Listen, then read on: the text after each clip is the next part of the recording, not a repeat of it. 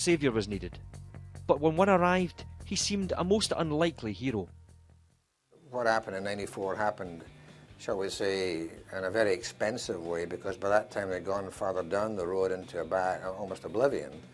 So the earlier the better it could have been done, you know, but nevertheless it became a crisis situation, and it probably cost more, if you like, to keep the company or the club alive rather than let it go. It would have been cheaper to let it go into bankruptcy. In the space of 24 hours, and to the delight of the Celtic support who gathered outside the ground, Fergus McCann pulled Celtic back from the brink of extinction and then got to work. I took over, if you like, that debt without control of the club. I paid that bill without having control of the club. But as you know, that the club got stabilised, bank paid off, knocked down the stadium, had to rent Hampden Park. Fortunately, a lot of that turned out well. Fergus was saving Celtic.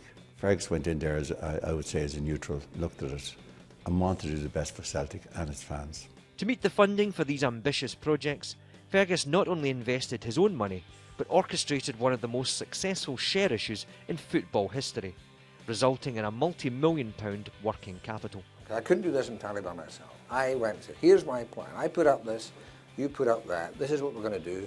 There's going to be a share offer. We're going to bring in the fans as supporters.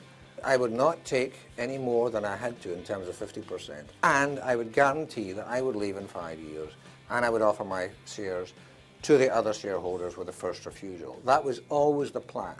Celtic has a great fan base, so having that partnership and having that support from the fans is really important, especially season ticket holders. The season ticket initiative was also a huge success, resulting in a packed house being able to sit in glorious sunshine on a wonderful day as the Hoops claimed their first Scottish League title in a decade on the 9th of May 1998. He's done it! Harold Blackback scores the goal, which may well give Celtic the title. Perhaps the most important part of Fergus McCann's legacy, however, lies in the business acumen that he brought to Celtic. Sticking to his original 5-year action plan meant that Fergus McCann relinquished control of the club in 1999, and as promised, his shares were redistributed by selling them back to the Celtic support. I think his legacy for a club was to create a solid platform for Celtic going forward, and what he did was that he created great success on and off the field for Celtic. That'll always be Fergus' testament. There can be no greater accolade than to say that Fergus McCann truly is the father of the modern-day Celtic, a supporter who became a saviour whilst retaining his love for the club. It's not just a football club. People have got to realise that. It is not just a football club. Celtic means so much to so many people. So a special video for those watching and listening, 20 years to this day on from the North Stand at Paradise opening.